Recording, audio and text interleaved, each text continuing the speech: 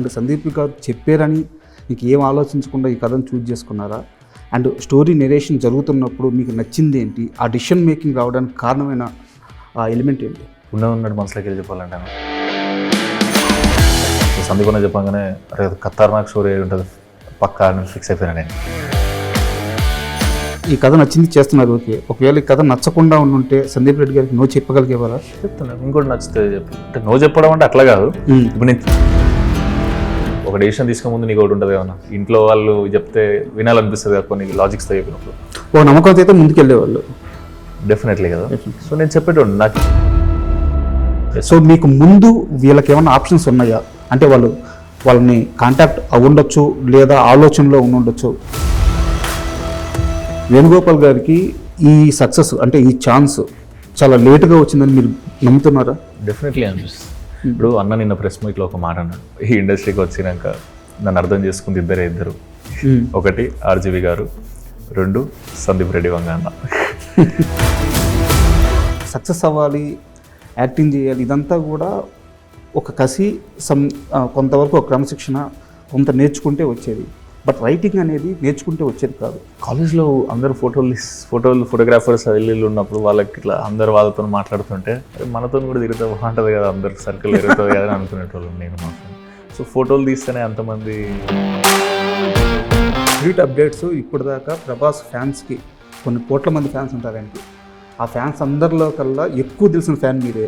అదృష్టం ఫీల్ మీరు ఉన్నది చెప్పండి సార్. నువ్వేం ఎక్స్పెక్ట్ చేసినా నిన్ను బ్రేక్ చేస్తాడు సందీప్ అన్న అన్నాడు. ప్రభాస్ గారి సినిమాలు చూస్తున్నప్పటి నుంచి అనుకున్నాను, ఆయన కట్అవుట్కి పోలీస్ డ్రెస్ వేస్తే అదిరిపోద్ది, కానీ ఎవరూ ప్రయత్నం చేయాలి పోలీస్ డ్రెస్లో ప్రభాస్ గారిని. ఎక్స్ట్రాడినరీ. అసలు first time it's a cap story అని అన్నేదో ప్రెస్ మీట్లో ఎక్కడో అన్నాడు కదా, అసలు అప్పుడే. Hi, welcome to my show. Sundar గారు నమస్తే అండి. నమస్తే అండి సార్. మీది మేం ఫేమస్ తర్వాత గోదావరి గట్టు పైన మూవీ రిలీజ్కి ముందు చేసే ఇంటర్వ్యూస్లో ఒక దగ్గర మాట్లాడుతూ మీరు నేను 40 పైగా స్టోరీస్ విన్నాను, నెక్స్ట్ మూవీ ఏది చేయాలని చెప్పేసి చాలా చూజీగా గోదావరి గట్టు తీసుకున్నానని చెప్పారు. గుడ్ మూవీ, థియేటర్లో కూడా మంచి నెంబర్స్ మేక్ చేసింది. అయితే రోమాంచకం విషయం వచ్చేలేకే సందీప్ రెడ్డి వంగ గారు అక్కడ అవార్డ్ ఫంక్షన్లో కలిశారు, దుబాయ్లోనో సంథింగ్ ఇక్కడ. సో నేను వెళ్ళి స్టోరీ విన్నాను, ఓకే చేశాను చెప్పారు. బట్ దానికి దీనికి వన్ డేనా ఇది ఇవాళ వింటే రేపు అది అట్లా. ఓకే. కాకపోతే సినిమా ఫస్ట్ చేసినాం, సో చేయాలి, దీనికి టైం ఉండే ఫుల్. సో దీన్ని ఎంత చూజీగా సెలెక్ట్ చేసుకున్నారు? అండ్ సందీప్ గారు చెప్పారని మీకు ఏం ఆలోచించకుండా ఈ కథను చూజ్ చేసుకున్నారా? అండ్ స్టోరీ నెరేషన్ జరుగుతున్నప్పుడు మీకు నచ్చింది ఏంటి? ఆ డిసిషన్ మేకింగ్ రావడానికి కారణమైన ఆ ఎలిమెంట్ ఏంటి? ఉన్నట్టు మనసులోకి వెళ్ళి చెప్పాలంటే నాకు సందీప్ అన్న ఏదైతే చెప్పిండో ఇట్లా ఒక స్టోరీ విన్నా, నువ్వు వింటే మస్తు ఉంటుంది అనిపిస్తుంది సుమంత. అసలు సందీప్ అన్న చెప్పగానే అరే ఖతర్నాక్ స్టోరీ ఉంటుంది పక్కా ఫిక్స్ అయిపోయినా నేను. అంతే కదా, అంటే సూపర్ ప్రూవెన్ డైరెక్టర్ కాబట్టి అన్ననే నచ్చి నేను ప్రొడ్యూస్ చేస్తున్నా అన్నాడు. సో డెఫినెట్లీ ఖతర్నాకే ఉంటుంది అనుకున్నా. సో దాని తర్వాత నెక్స్ట్ డే వెంటనే వెళ్ళి స్టోరీ నరేషన్లో కూర్చున్నా, మొత్తం విన్నా, ఫుల్ ఎంజాయ్ చేసిన స్క్రిప్ట్ని. ఫుల్ ఫన్ వైబ్లో ఉంటుంది సినిమా. సో మొత్తం ఎంజాయ్ చేసినాక నేను షాక్ అయినా యాక్చువల్గా, అన్న నువ్వు ప్యూర్ క్యూట్ ఫన్ ఫిల్మ్ చేస్తున్నావు అన్న అని. యా నాకు మస్తు నచ్చింది. సో చేసేస్తున్నా అన్న జోన్లో ఉండే సిచ్యువేషన్ అంతా. ఓకే. నాకు కూడా ఖతర్నాక్ నచ్చింది, అరే డెఫినెట్లీ చేద్దామన్నా. ఒకవేళ ఈ కథ నచ్చింది చేస్తున్నారు, ఓకే. ఒకవేళ ఈ కథ నచ్చకుండా ఉండుంటే సందీప్ రెడ్డి గారికి నో చెప్పగలిగేవారా? చెప్తున్నాను ఇంకోటి నచ్చితే చెప్పి అంటే నో చెప్పడం అంటే అట్లా కాదు. ఇప్పుడు నేను నో ఎందుకు చెప్తాం, ఒకటి మనకు మించి ఉందేమో అనేది ఒకటి ఉంటుందేమో అని, ఇంకోటి నచ్చకపోవడం అనేది ఏం లేదు. ఇప్పుడు ఒకటి ఉంటుంది, మనకు మనం బిలీవ్ చేసుకుంటాం, ఒకటి ఉంటుంది, లేదా ఒక సూపర్ ఎవరి దగ్గరికి వెళ్ళైతే నువ్వు ఇన్స్పైర్ అవుతావో వాళ్ళని నమ్మడం ఒకటి ఉంటుంది. ఇప్పుడు ఒక డెసిషన్ తీసుకునే ముందు నీకు ఒకటి ఉంటుంది కదా, ఇంట్లో వాళ్ళు చెప్తే వినాలనిపిస్తుంది కదా కొన్ని లాజిక్స్తో చెప్పినప్పుడు. ఓ నమ్మకంతో అయితే ముందుకెళ్ళేవాళ్ళు. డెఫినెట్లీ కదా. సో నేను చెప్పేటోడు ఒకవేళ నాకు ప్రాబ్లం ఏమని అనిపించుంటే సందీప్ అన్నతో వెంటనే డిస్కస్ చేస్తాను కదా. సో సందీప్ అన్న దగ్గర డెఫినెట్లీ ఆన్సర్ ఉంటుందని నా ఫీలింగ్. అప్పుడు నేను నాదే ప్రాబ్లం అయి ఉంటుందేమో అంత కాన్ఫిడెంట్గా ఉండే నేను సందీప్ అన్న మీద. అంటే ఇదే విషయంలో ఇంకొక క్వశ్చన్ ఉంది. యాక్చువల్గా మీరు ఆ రోజు అవార్డ్ ఫంక్షన్లో సందీప్ గారికి కనిపించారు. మీరు కనిపించినాక మీ దగ్గరికి వచ్చి ఆయన ఆ విషయం చెప్పారు, ఒక కథ ఉంది విను అని. విను సుమన్ బాగుంటుంది. సో అంటే ఆయన మీకు ఫోన్ చేయడం కానీ మీరే కావాలని అంతకుముందు కానీ ఆ ప్రయత్నం జరగదు, మీరు కనిపించినాక చెప్పారు. Yes. సో మీకు ముందు వీళ్ళకి ఏమైనా ఆప్షన్స్ ఉన్నాయా, అంటే వాళ్ళని కాంటాక్ట్ అవ్వుండొచ్చు లేదా ఆలోచనలో ఉండొచ్చు? అది తెలీదు మరి, నేను ఎప్పుడు అది అడగలే. ఇప్పుడు అడుగుతా, నెక్స్ట్ టైం కలిసినప్పుడు డెఫినెట్లీ అడుగుతా. ఎందుకంటే నాకు తెలిసి వేణన్ననే సజెస్ట్ చేసిండు అనుకుంటా ఫస్ట్, సుమంత్తో చేస్తే బాగుంటుందేమో అని. మేబీ నేను అక్కడ కనబడగానే ఒకసారి వేణు సుమంత్ అని అట్లా అయిందని. యాక్చువల్గా వేణుగారి ప్రస్తావన వచ్చింది కాబట్టి అడుగుతున్నాను. చాలామందికి వేణుగారి గురించి ఏంటంటే ఇప్పుడు గత 4-5 ఇయర్స్ నుంచి సందిరెడ్డి వంగ గారు లైమ్లైట్లోకి వచ్చిన తరువాత ఇండస్ట్రీలో కొంతమందికి వేణుగారు తెలుసు, వాళ్ళ ఫ్యామిలీతో చాలా క్లోజ్గా అసోసియేట్ అవుతుంది. బట్ వేణుగారి ప్రయాణం ఇప్పటిది కాదు, నాకు తెలిసి రామ్ గోపాల్ వర్మ గారి దగ్గర నుంచి ఆయన ట్రావెలింగ్ ఉంది, చాలా సీనియర్. అండ్ ఆయన సాహిత్యం మీద ఆయనకి మంచి పట్టు ఉంటుంది, ఆయన తెలుగు చాలా సూపర్ ఉంటుంది. అంటే దగ్గర నుంచి చూసిన మనిషిని కాబట్టి అడుగుతున్నాను.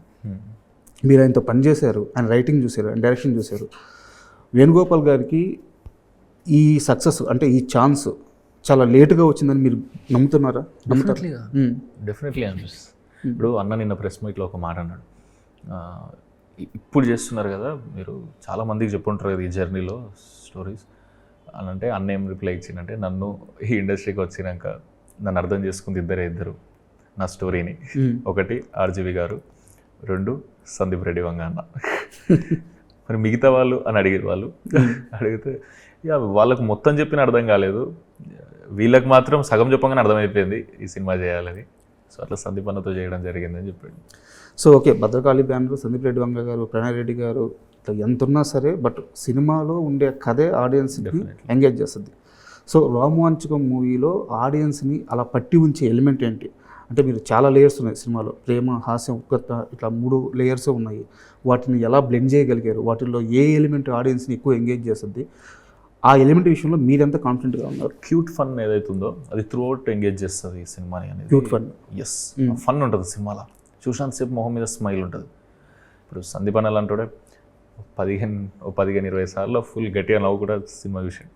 కొన్ని అక్కడక్కడ త్రూ అవుట్ కానీ స్మైల్ ఉండి క్యూట్ ఫిల్మ్ చూస్తున్న ఫీలింగ్లో ఉండే.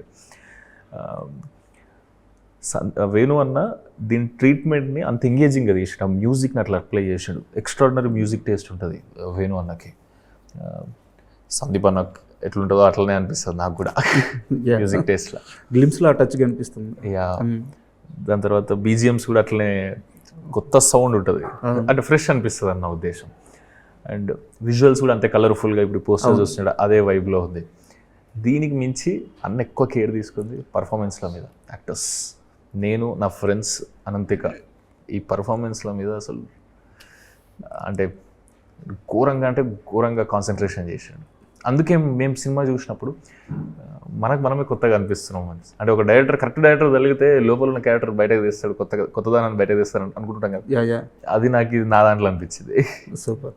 అయితే నాకు బాగా గుర్తు 2018 ట్యాక్సీ వాళ్ళ మూవీ సినిమా రిలీజ్ అయింది, దానికి మీరు రివ్యూ ఇచ్చారు ట్యాక్సీ వాళ్ళకి.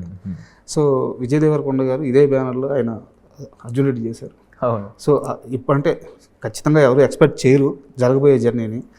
ఇప్పుడు ఈ సినిమా చేస్తున్నప్పుడు ఆ విజయ్ దేవరకొండ గారు చేసిన బ్యానర్లోనే మీరు సినిమా చేయడం, సో మీ ఫేవరెట్ హీరో ప్రభాస్ చేస్తున్న బ్యానర్లోనే మీరు సినిమా చేయడం, ఏ డే అయినా నిద్రపోయే ముందు ఏంది ఇదంతా నిజమా, ఇది నేను అచీవ్ చేశానా, ఇలాంటి ఒక ఫీలింగ్ కలిగినప్పుడు ఎలా అనిపిస్తుంది మీకు? నాకు ఇది ఈ సినిమా డబ్బింగ్ కంప్లీట్ అయిపోయి ఫస్ట్ కాపీలాగా చూసుకుంటాం కదా, అట్లా చూసినప్పుడు అనిపించేది ఇంత పెద్ద బ్యానర్, అది కూడా ప్రభాస్ అన్నతో సినిమా తీస్తున్న టైంలో, అంటే నాకు ఎక్కువ ఇష్టం కాబట్టి ఉండేది. అండ్ అసలు ఇది నిజమేనా అన్న ఫీలింగ్ వచ్చేది. అసలు ఇది జనాలు చూసి ఏమంటారు, ఏంది పరిస్థితి, మనమైతే ఫుల్ ఎంజాయ్ చేస్తున్నాం కంటెంట్ని కూడా. అండ్ అన్న వాళ్ళు ఉన్నారు పుష్ చేయడానికి, సినిమాని జనాలకు తెలియజేయడానికి. మీరు అన్నట్టు ఆ ఫీలింగ్ ఏంటంటే మీరేమంటారనే చూసి అసలు మేము ఫీల్ అవుతుంది, మీరు కూడా ఫీల్ అయితే డెఫినెట్లీ బ్లాక్ బస్టర్. అసలు నేను రీసెంట్గా మన మై విలేజ్ షోకి సంబంధించిన అంజిమామ అని ఒక ఆర్టిస్ట్ ఉంది. అవును, అంజిమామ. సో మీ సినిమాలో కూడా చేశారు మేం ఫేమస్. ఆయన ఇంటర్వ్యూ చేస్తున్నప్పుడు సో మేం ఫేమస్ గురించి ప్రస్తావన వచ్చింది, అంతా అయిపోయింది. ఇంటర్వ్యూ అయిపోయిన తర్వాత ఆయన ఒక మాట అన్నారు, పిలిచి మరీ చెప్పారు. సుమంత్ ఒక 8 years బ్యాక్, అంటే అతను అప్పటికి ఇంకా ఛాన్స్ రాలేదు, అతను హీరో అవుతారని తెలియదు. అంజిమామ నేను హీరోని అవుతాను, నా సినిమాలో నీకు క్యారెక్టర్ ఇస్తానన్నాడు. నేను నమ్మలేదు. ఆ కుర్రాడి గట్స్ ఏంది, ఆ కుర్రాడి ధైర్యం ఏంది, నాకు చెప్పినట్టు పిలిచి మళ్ళీ ఛాన్స్ ఇచ్చాడు అని చెప్పేసి మేము ఫేమస్కి ముందు అది మీ మైండ్ సెట్ గురించి 15 నిమిషాలు మాట్లాడారు. అంతగానో ఏం చెప్పిండు లేదు పాజిటివ్గానే, అంటే ఒక మనిషి నేను హీరో అవుతాను అని బలంగా నమ్మి దాన్ని అచీవ్ చేసి దాన్ని ముందే అనౌన్స్ చేయడం కూడా. సో ఆ మైండ్ సెట్ ఎలా అలవాటైంది? హీరో అనే పదం వాడలే అప్పుడు నేను యాక్చువల్గా గుర్తుంది అది కన్వర్జేషన్ మామ ఫ్లోలో అయిపోయింది. ఏమంటే ఇండస్ట్రీలో చాలా పెద్ద పొజిషన్కి రావాలి మామ, 100% ఒకవేళ నేను చేయగలుగుతున్నాను అనుకో నీకు డెఫినెట్లీ నేను క్యారెక్టర్ ఇస్తాను అట్లా అయ్యింది. అది చాలా స్ట్రాంగ్ అయిపోయినప్పుడు ఫుల్ మేనిఫెస్ట్ చేస్తుండే దాని గురించి. నేను ఇక దాని గురించి దిమాగ్ పెట్టేటోని రోజు 18 గంటలు ఏం చేయొచ్చు అని. పండుకునేటప్పుడు కూడా కళలకు అవే వచ్చేటి, ఎట్లా చేస్తాం, ఏంది ఫ్యూచర్ ఏంది అని. అంటే ఇది యాక్చువల్గా అచీవ్ చేశారు కాబట్టి మనం చాలా సరదాగా మాట్లాడుకుంటాం. బట్ చాలామంది మిడిల్ క్లాస్ కుర్రోళ్ళ డ్రీమ్ ఇది, నా కుటుంబం ఫైనాన్షియల్ స్టేటస్ని మార్చేయాలి, మా అమ్మ నాన్న స్ట్రగుల్స్ని మార్చేయాలి. ప్రతి మిడిల్ క్లాస్లో ఉండే యువకుడు, మధ్యతరగతి ప్రతి యువకుడు ఇదే కలగంటూ ఉంటారు. బట్ వాళ్ళకు కొన్ని సిచ్యువేషన్స్ ఎదురవుతాయి. అక్కడి నుంచి అప్పుడు దాకా డిసిషన్స్లో ఉన్నాయి, వాళ్ళు ఆచరణలోకి వస్తారు. ఆ ఒక్క పర్టికులర్ ఇన్సిడెంట్ వాడి మైండ్ సెట్నే మార్చేస్తుంది, లైఫ్ని సీరియస్గా తీసుకుంటాడు. మీకు అలా జరిగిన ఇన్సిడెంట్ ఏంటి లైఫ్లో? ఒక్క మూమెంట్ ఉండే, అంటే చిన్న మూమెంటే, అది స్ట్రగుల్ లాగా కాదు కానీ ఇట్లా హిట్ అయింది నాకు. అడుపావు నా ఫ్రెండే రోహన్ అని ఉంటాడు. ఒకసారి కార్లో ఉన్నప్పుడు వాడు ఇన్నోవా కార్లో రోహన్ వచ్చేటాడు అనమాట ఇంటర్లో. ఓ డ్రైవర్ అట్లా వచ్చాడు. ఒకసారి ఏదో అర్జెంట్ పని ఉంటే అరే గిందాక దింపురామా అందరినీ, లేదురా కొంచెం నేను కూడా పోవాలి అర్జెంట్గా, మా డాడీ తిడతాడు అన్నాడు. మా కారు కొంటారా భయ అనుకున్నా. అప్పుడు అనుకున్నావు అట్లా, అంటే బచ్చగల్ ఇంటర్ అంటే అర్థమైంది ఆ మైండ్ సెట్. సో అట్లా అనుకున్నప్పుడు నాకు చిన్నప్పటి నుంచి ఊకొకటి ఉండేది, మా డాడీని ఏదైనా అడుగుదామన్నా నాకు రిమోట్ కంట్రోల్ ఆర్సీ కార్స్ అంటే మస్తు ఇష్టం. అడుగుదామంటే పాపం ఇల్లు నడవడానికి 10,000 కావాలి నెలంతా నడవాలంటే. అప్పుడు మిడిల్ క్లాస్. మా డాడీ ఏదో వర్క్ చేసి అది తెచ్చి అది జోన్ అంత ఉంటుండే. ఈ గ్యాప్లో నేను నాకు కావాల్సిన బండి అడగాలి, కాలేజీలో ఉన్నప్పుడు ఇది అడగాలన్నా కూడా మనసు వచ్చేది కాదు. లేదా బర్త్డే అయితే దావత్ ఇవ్వాలి అని అంటే పైసలు అడగ బుద్ధి కాదు, అంటే పాకెట్ మనీ లాగా తీసుకో ఈ జోన్ కూడా అడగ బుద్ధి నాకే అయ్యేది కాదు. ఇప్పుడు ఇంటర్లో ఇదొకటి గుర్తుపోయింది, మనకు కూడా కార్లు ఉండాలి అది అంటే. మా డాడీ కూడా మమ్మల్ని ఎక్కడికైనా పోదామని అనుకుంటే మనకంటూ ఒక కారు ఉంటే అందరం కలిసి మనమే పోతాం కదరా, ఎన్నెన్నో బస్సులలో ఇట్లా పోకుండా సేఫ్ ఉంటాం కదా. ఇంకా నా జోన్ ఒకటి ఉండేది మా డాడీకి, కానీ ఎవరికి కార్ లేదు మా ఇంట్లో ఎప్పుడు. ఇది ఈ ఆలోచనలు ముందు నుంచి చిన్నప్పటి నుంచి ఉండే ఆశలు ఇవన్నీ ఒకటి ఉంటాయి కదా, అందరికి ఉంటాయి కదా మనం. సో అట్లా ఉన్నప్పుడు నేనేం ఫిక్స్ అయినా అంటే ఏదో ఒకటి చేయాలి. అసలు ఈ అంటే వీళ్ళది రిచ్ ఫ్యామిలీ రా, లేదంటే వీళ్ళు కొంచెం హ్యాపీగా బతుకుతారు, వీళ్ళకి ఫైనాన్షియల్ స్ట్రెస్ లేని ఫ్యామిలీలని మనం ఉండే ఏరియాలలో, మనం ఉండే ఊర్లో, సిటీలో ఎక్కడో కొన్ని ఫ్యామిలీస్ ఉంటారు కదా, అట్లా అనిపిస్తుంది కదా. అమ్మ వాళ్ళు కూడా ఒకప్పుడు మిడిల్ క్లాస్ అయి ఉంటారు కదా. అవును, అంతే కదన్నా, ఎవరో ఒకరు వాళ్ళ తాత వాళ్ళ ముత్తాత ఫ్యామిలీ ఎవడో పుడతాడు వాడు మార్చేస్తాడు. అది మనం కావాలి రాబోయే అనుకున్నా, నేను ఫిక్స్ అయిపోయినా నేను మైండ్లో. కానీ మా డాడీకి నేను ఎస్ఐ కావాలని ఉండేది. కానీ ఎస్ఐ అయితే ఫుల్ రిచ్ అవుతామా లేదా అని అప్పుడు తెలియకపోయింది నాకు. అటు ఇటు మేము ఏదో ఒకటి చేయాలి లైఫ్లో మాత్రం. ఇప్పటి నుండి అంటే మన తర్వాత జనరేషన్ నుంచి, నా తర్వాత జనరేషన్ నుంచి మా ఫ్యామిలీలో ఎవరు వీళ్ళని ఫైనాన్షియల్గా స్టేబుల్గా ఉన్నోళ్ళు కాదు అనొద్దు అనే నా ఫీలింగ్.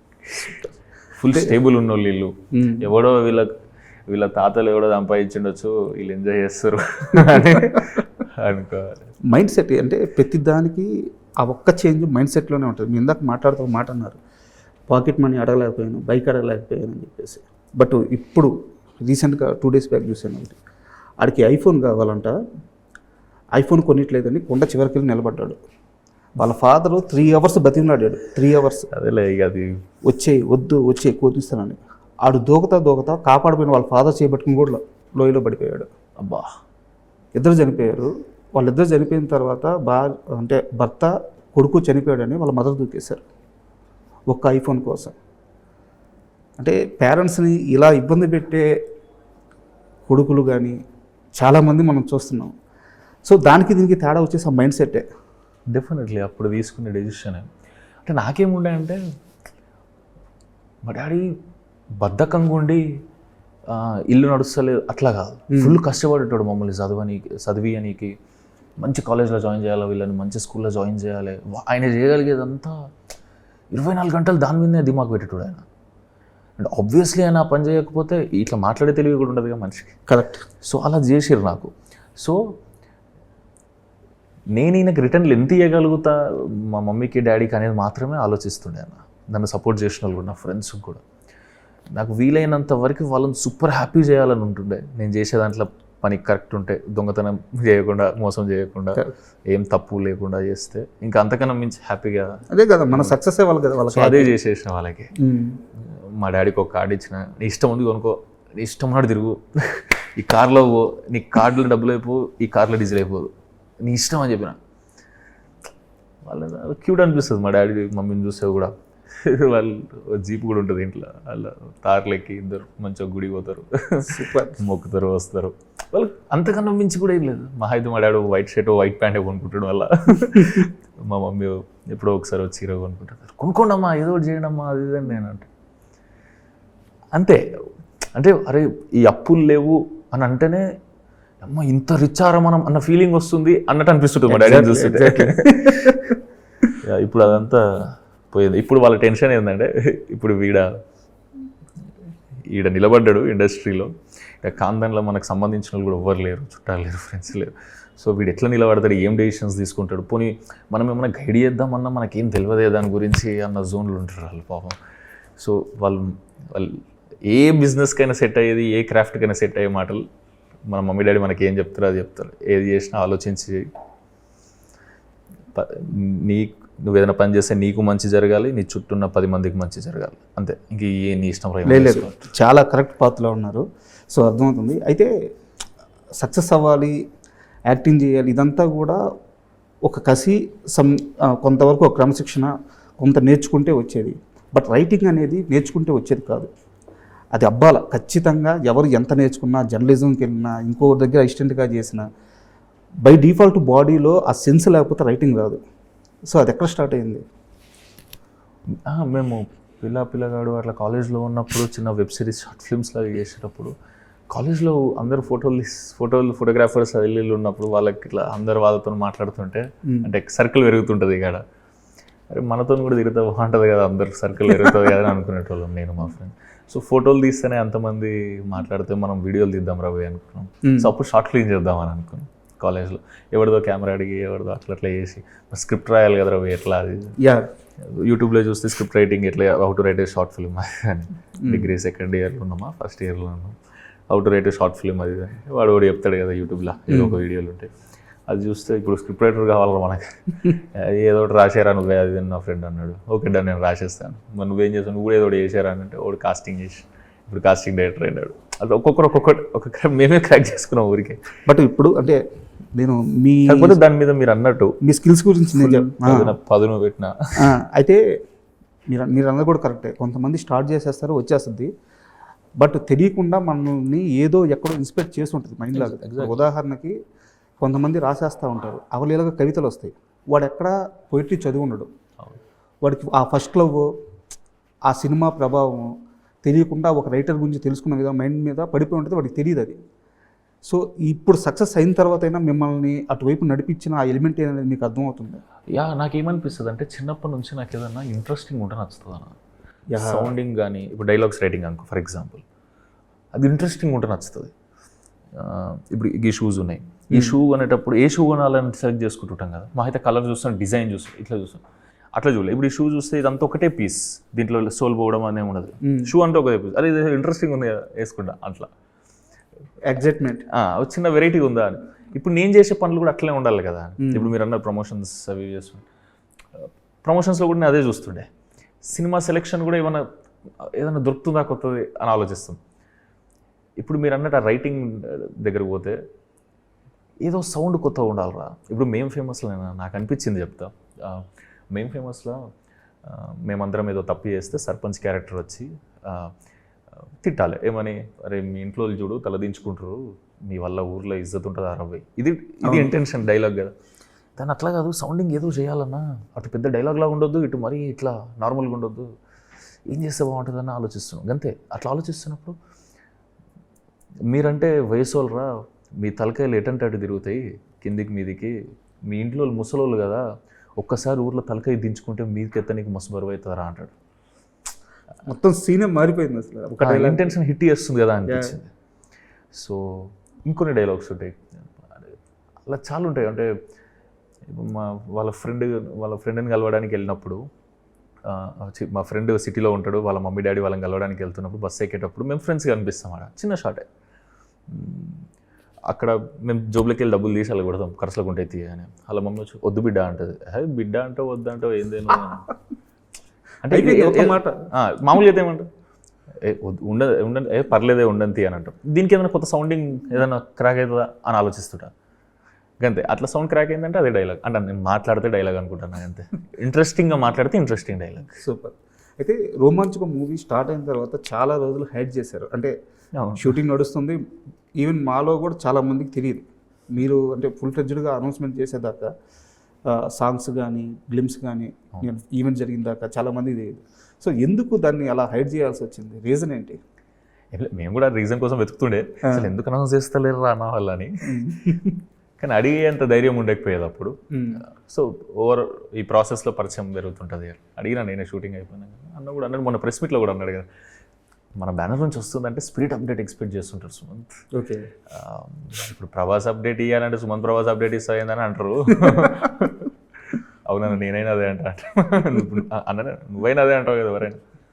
సో ఎందుకు ఆ ట్రోల్ తీసుకోవడం, మంచి కంప్లీట్ చేసినాం సినిమా చూసి, అరే నిజంగా ఖతర్నాక్ వచ్చిందని అనిపిస్తే మంచిగా చేద్దాం, అనౌన్స్ చేసి మంచి సినిమా ఇచ్చినామంటే వాళ్ళు సాటిస్ఫై అవుతారు కదా. సో అట్లా మెల్లగా వెనుక టకటక కంప్లీట్ చేసి ఇప్పుడు 3rd రిలీజ్ చేస్తాం. సూపర్. అంటే నాకు కొంచెం ఆశ్చర్యంగా అనిపించింది, అంటే మీరు కానీ అనంతగా కానీ యాక్టింగ్ చాలా బాగుంటుంది, మీ ఇద్దరిది టైమింగ్ కానీ సూపర్ ఉంటుంది. సో మీకెందుకు 3 నెలలు రిహార్సల్స్? 6 నెలలు 6 నెలలు యాక్చువల్గా అయితే. ఎందుకు? లేదు, ఈ క్యారెక్టర్లో చిన్న naughtiness, boy next door wife, ఆ డైలాగ్ డెలివరీ కూడా ఇలా వెరైటీ ఉంటుంది అంతా. అండ్ అన్ని ఎమోషన్స్ కన్నా ఫన్ చేయడం అనేది మస్తు కష్టం అన్న.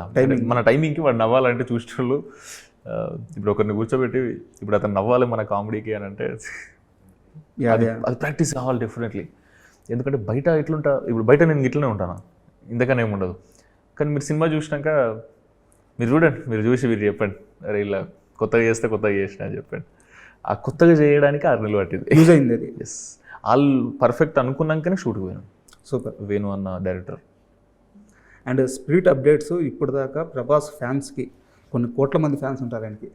ఆ ఫ్యాన్స్ అందరిలో కల్లా ఎక్కువ తెలిసిన ఫ్యాన్ మీరే, అంతే కదా? ఇప్పుడు వాళ్ళైతే ప్రొడ్యూసర్స్, ఆయన అయితే డైరెక్టర్, మిగతా వాళ్ళు ఆర్టిస్టులు. యాజ్ ఎ ఫ్యాన్గా ఎక్కువ అప్డేట్ చేసిన ఫ్యాన్ మీరే. అది నేను కొంచెం అదృష్టం ఫీల్ అయ్యా. సో ఎలా వస్తుంది స్పిరిట్? మీరు ఉన్నది చెప్పండి సార్. నేను అదే ఆఫీస్లో ఉంటాయి కాబట్టి ఇప్పుడు సందీప్ అన్న ప్రణయనతో కమ్యూనికేట్ చేస్తూనే ఉంటాం. కానీ తెలిసిన దాని ప్రకారం 40% షూట్ అయిపోయింది. ప్రణయన కూడా అన్నాడు, ఖతర్నాక్ వచ్చి నువ్వేం ఎక్స్పెక్ట్ చేసినా నిన్ను బ్రేక్ చేస్తాడు సందీప్ అన్న అన్నాడు. అరే క్రేజీ అన్నాను, ఖతర్నాక్ వస్తుందని.